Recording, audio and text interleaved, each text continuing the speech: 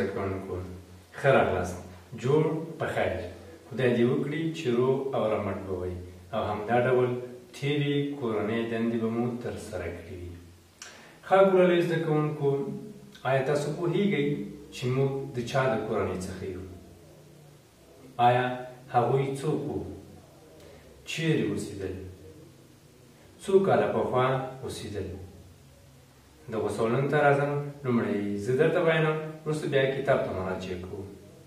ګلونو زده کوونکو، نن زموږ او تاسو موضوع ده آریایان.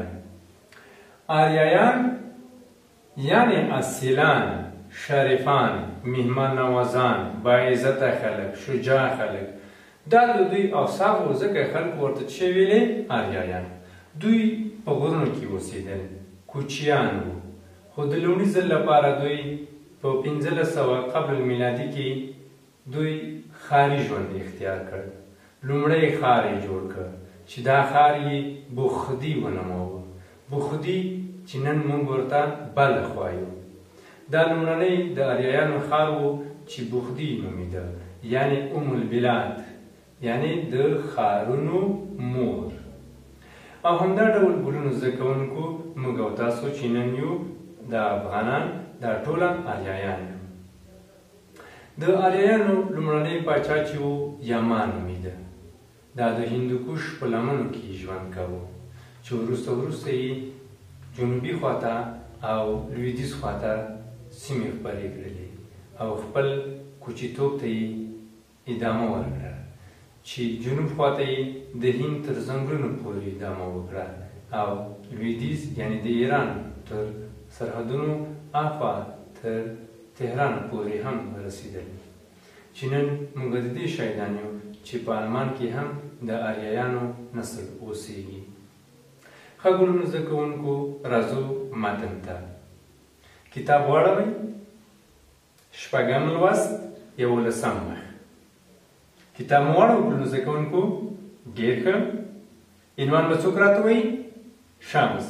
مخکې له دې چې زه متن ولولم، تاسو یې په چوپتیا سره ولولئ، تر څو زه تاسو ته لغتونه په تخته باندې وباسم.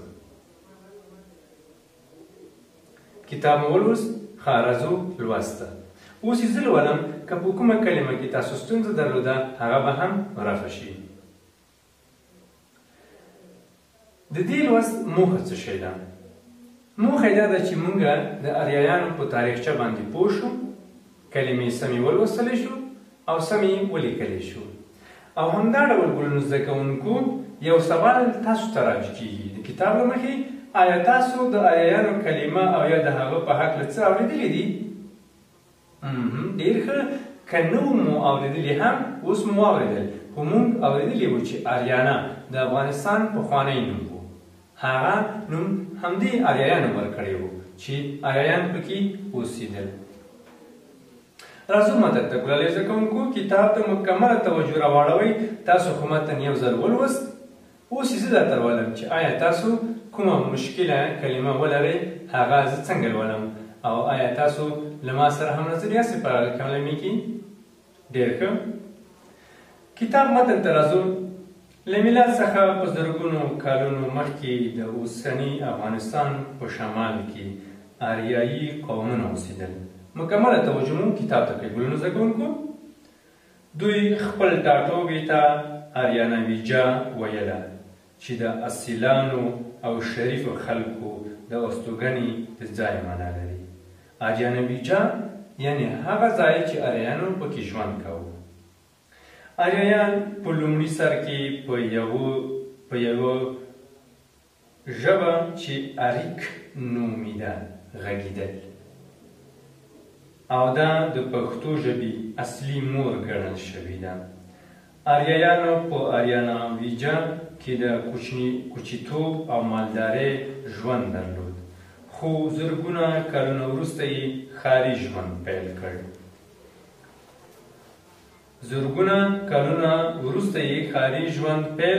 او د لومړي ځل لپاره یې د بخدي ښار جوړ کړ. یاما پاچا د آریایي دولت اداره په غاړه درلوده. دا زمانه له میلاد څخه 1500 کاله د مخه اټکل شوې ده. له زرګونو کلونو څخه وروسته آریایان د زیاتوالي له امله د افغانستان نورو سیمو ته وکوچېدل او د هېواد په مرکزي، ختیځو او لویدیځو برخو کې خپاره او میشته شول. د ډېرې مودې وروسته دوی بیا د وګړو د شمېر د زیاتوالي له امله د افغانستان نورو سیمو ته وکوچېدل چې لویدیځ خواته تر ایران او ختیځ خواته د هند تر ځنګلونو پورې ورسېدل. آریایانو له خپل ځان سره وړی تمدن هلته خپور او ښه وده یې ورکړه. ولو زده کوونکو، نن چې تاسو په هندوستان کې کوم دود او دستور ګورئ، دا هم د همغو آریایانو دود او دستور دی. که تاسو فکر کړی وي په بخدي ښار یعنې اوسني بلخ کې د نوروز په ورځ جنډه پورته کېږي چې موږ او تاسو جنډه بالا ورته وایو. دا هم د آریایانو له رسمو او رواجونو څخه یو رواج و. کله به چې آریایان له یو ځای څخه بل ځای ته کوچېدل، نو هلته به آریایانو چې کول، خپلې خیمې لګولې او خپلې وزې او میږې به یې څرولې. خو کله به چې دوی شنو درو ته ورسېدل، خیمې به یې ولګولې، نو کټوې به یې په خوټېدلو راغلې. مخکې له هغې چې ډوډۍ وخوري، دوی به اتڼونه کول او خوشحالیانې به یې کولې. دوی ډېر مست او شریف او همدا ډول درانده خلک وو. میلمه پالي د دوی مهم رواج او دود و. ګلالي زده کوونکو، تاسو ته دلته فعالیتونه درکول کېږي چې دی ټاټوبی، ختیځ، اریک، بخدي. دا کلمې به تاسو په لغتونو کې وکاروئ.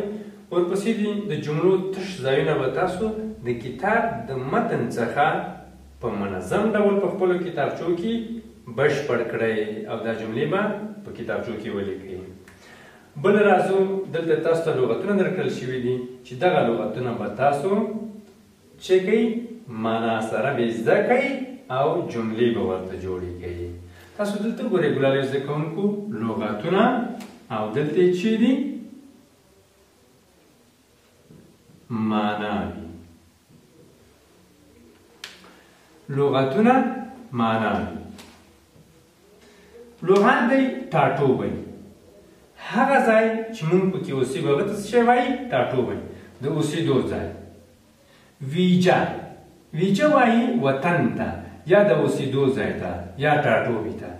دغه کلمه ورسره دغه کلمه یو بل سره مترادفې دي، یوه معنا لري. که ووایو چې ټاټوبی وطن، ویجا د اوسېدو ځای.